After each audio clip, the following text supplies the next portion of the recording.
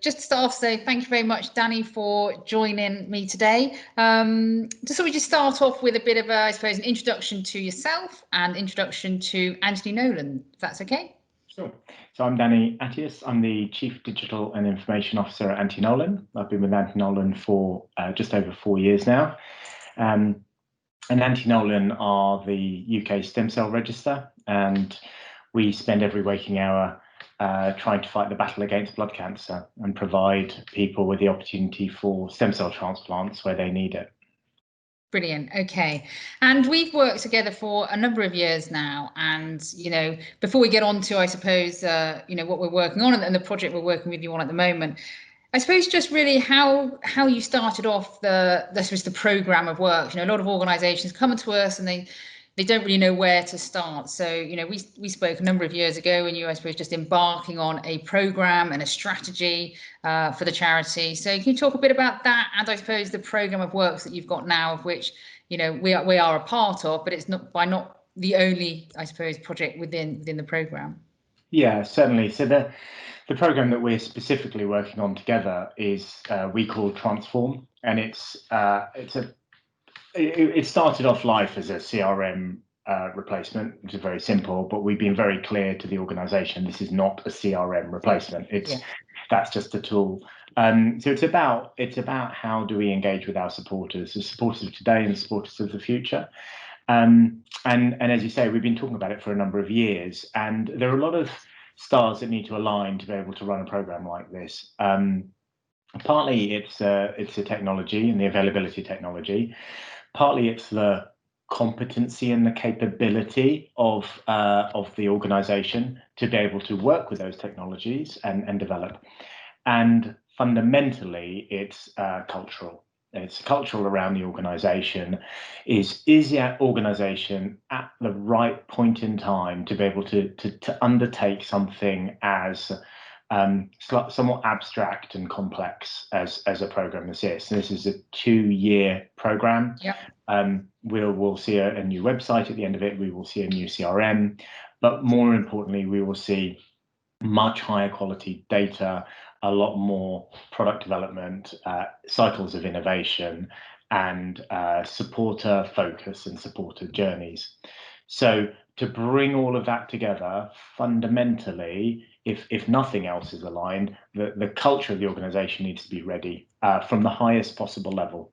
So the board of trustees, the SLT, the chief exec, and the individuals, the subject matter experts across the organization need to be in a position where they have got an appetite for it, they have a willingness for it, and they're ready for it, ready to go. Yeah. And that's where we managed to get to by the end of last year, beginning of this year. Okay, so that was the end of last year, beginning of this year. So I suppose you had that the buying from the senior level and the SMTs, and it was all I suppose to start the project. But obviously, I don't think at that point in time you really even knew which technology or which system you were going to go for. So how did you, I suppose, go through your selection process as a platform, as a technology to select Microsoft and Dynamics 365 and the Power Platform as a whole, and then the partner to work with you? We had a choice to go between, like anyone does, we have a choice between a product or a platform. So that's step one. And the world is more about platforms than it is about products now. We want something that lives, that breathes, that evolves over time. And we certainly didn't. We wanted something that was multi-tenanted. We did not want a standalone, isolated, and it can be frozen in time. We have enough systems that have been frozen in time and no one's touched them for potentially a generation. So that was the first step, is it's going to be a platform. And then we had a choice between the 2 major platforms that are available, Salesforce and Dynamics. And I have to say, love to sit here and say, well, we really put them up against each other and Dynamics won, but actually we already had a very significant investment in Dynamics, and specifically Dynamics 365 in the operational part of our business, the part of the organization, the charity that recruits stem cell donors and contacts them and so on. So Dynamics 365 was very much part of our core, and it was good and it worked. And we got to a point where we really understood it and we were really in sync with it, particularly the migration to 365, which was a big migration. But once we've done it, it's now business as usual, change, upgrades, fixes, patches, and it's really great. So that was a given. So already our starting point really was Dynamic 365, especially also given that we develop in .NET, we host in Azure, we are fully dynamic Office 365. And over the last few years, Microsoft have really managed to bring that stuff together. That stuff, and if you asked me this question 3 years ago, I would, well, you did actually. I answered you somewhat differently. 3 years ago, I had a very different opinion. My opinion's changed because the products have changed. The culture of the organization at Microsoft has changed in the way they deliver it. So it really hangs together nicely. So then the last part was, well, we then need to find a partner. And it really boiled down to, did we want to get something built for us, or did we want to use effectively a product built on the platform? Did we want to use something that other people are using? I've always been a huge fan of multi-tenanted solutions, and the simple reason being, if it hurts someone else, if it's hurting us, it's hurting someone else. It's got a higher imperative to get resolved. So if the email platform's down, Microsoft are going to bring it back up. Whereas if it was my own email platform, then my team's going to bring it back up. And that's a very different dynamic. And really there is only one partner in the market right now with excellent references who have got a product specifically designed for charities, for fundraising, to manage volunteers. And it all fits together really nicely. And it's not, it's certainly in what we're taking, it's not a product straight out of the box you just plug in and run with. It still requires a lot of work to refine and optimize, but we're not having to sit there in the same way we don't have to sit there and worry about servers. We don't have to sit there and worry about integrations with Just Giving or HMRC with Making Tax Digital. All of that hygiene has been taken care of. We're only ever really worrying or focusing on the things that matter to us, the things that are unique to us as an organization. Things that are common are already taken care of. Yeah, okay, brilliant. And I suppose, which is great to hear, I suppose one of the next questions is that we have, the system isn't live yet. Hopefully in a year's time, we'll be sat here talking about the benefits from the implementation and, working with m-hance for a period of time. But I suppose we've completed discovery and that's been successful. Anything that you can, I suppose, can you reflect on that, how that has been? Obviously, it's been a bit of a strange time, having had to do the majority of those remote, but, working with the team and, your business analyst and your project manager, how have you felt that the past 6 months has been? So as you say, because of the pandemic, halfway through discovery, we switched to remote discovery. Yeah. Didn't really slow the program down very much, a little bit as we were just going through that transition from office to home, but then we picked it back up and ramped. We weren't able to run full day workshops anymore. That was just too exhausting. And we implemented tools like Miro that allowed much better collaboration remotely. Yeah. And actually, I would argue much better than even physically being in the room in terms of the post-it type exercise, because they're all written in the same font, they're easy to read, you can vote on them and so on. So I mean, that created a little bit of delay. We've always spoken about the need to be agile. And we are now moving into the build phase, and we are going from a point where we only just started building, but we intend to be live with something on the platform within the next few weeks. And that's a really important part. So my reflection on the last 6 months has been, well, that wasn't really agile, was it? It was a reasonable period of talking, thinking, planning. And when I talked at the beginning about culture, well, our culture was ready, but it wasn't, everyone skilled up and ready to go, because we didn't have the experience of doing this work. So I definitely think I would advocate going for just a bit more agility up front, because the mindset of a team thinking and hypothesizing and talking about the future can get somewhat drab and somewhat circular until you start to build something. And I think as soon as we deliver something in the next 2 months, we will deliver hopefully 3 different things. Then the fireworks will start to go off. Yeah, then totally. People's imaginations are going to get sparked, and I much prefer that.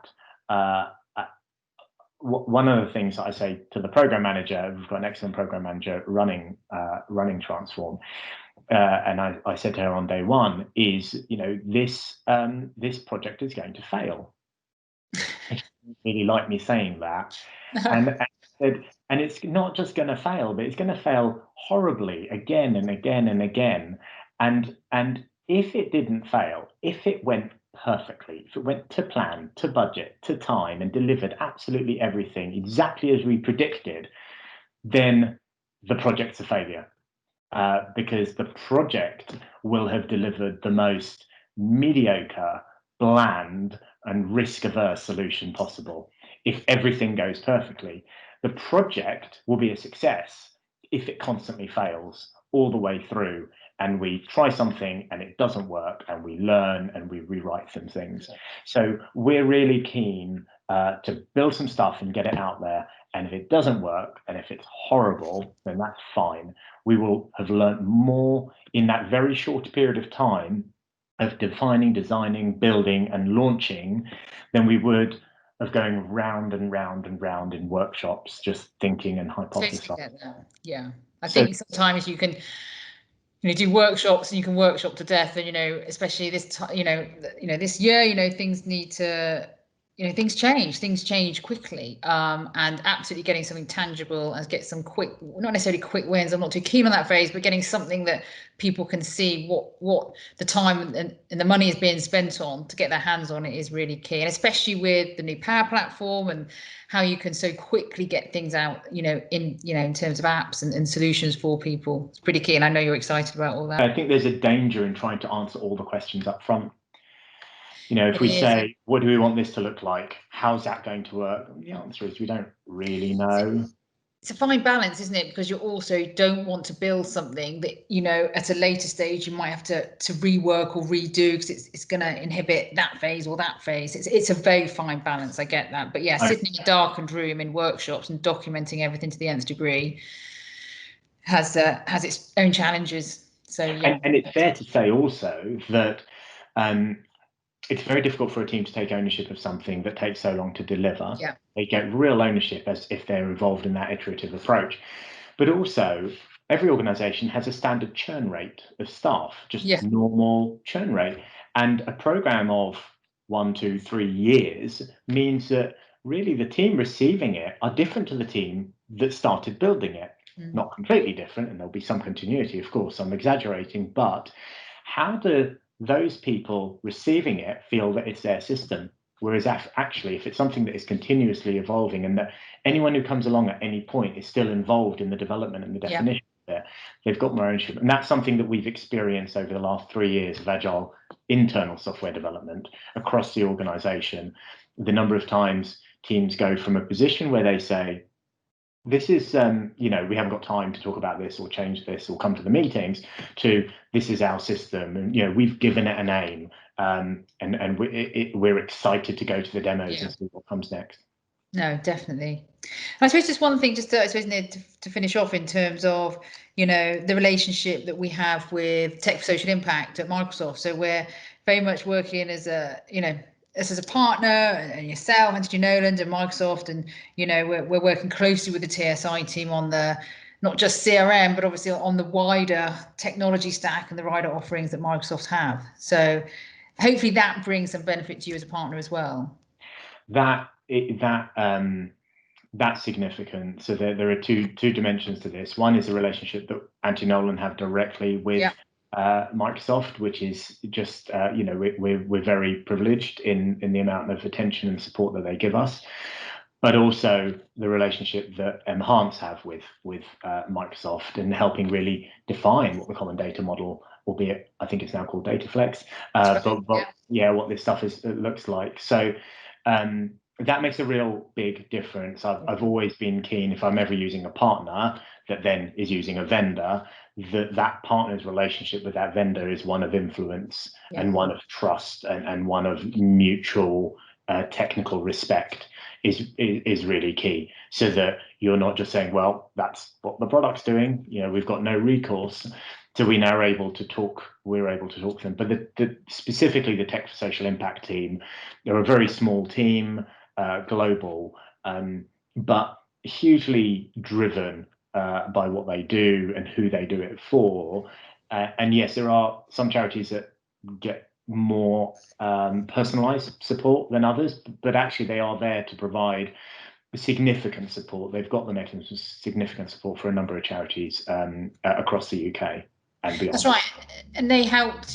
Back in the early days, we did a proof of concept, didn't we? And Microsoft helped to fund that and to, I suppose, spend a number of days to look at the Power Platform and how that would work between the two Dynamics instances that you have. Well, that's a really good example, actually. So the only bit that I was losing sleep over when we were making the selection, the only decision we had to really make is, do we build this fundraising, marketing, communication platform on top of our current Dynamics 365 entity, or do we spin it up separately? And if we spin it up separately, how on earth are they going to talk to each other?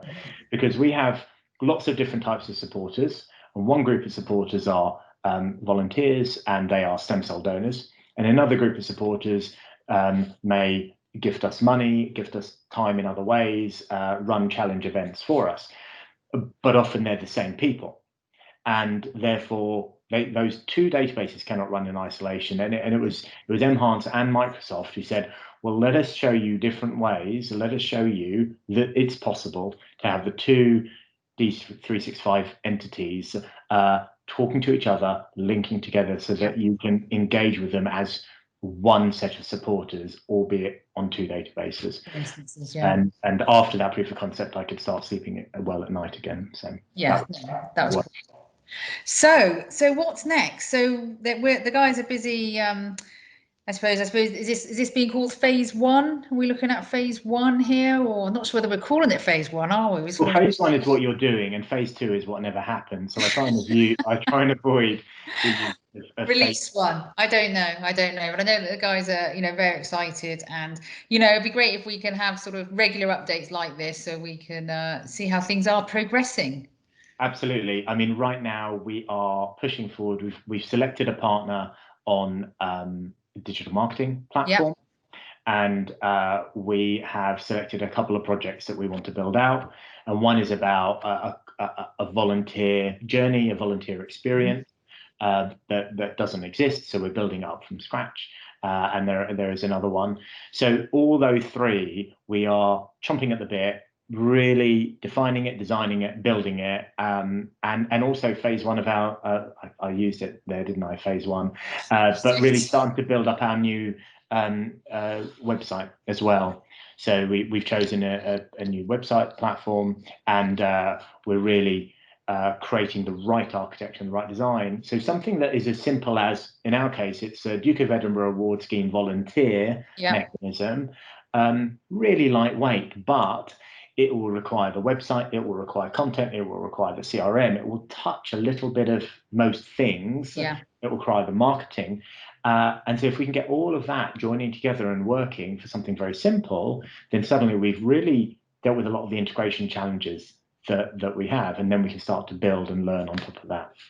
Brilliant. Well, I think it's going to be exciting, another exciting 12 months ahead, and thank you for your time. Look forward to catching up again soon. My pleasure. Thank you. Thank you.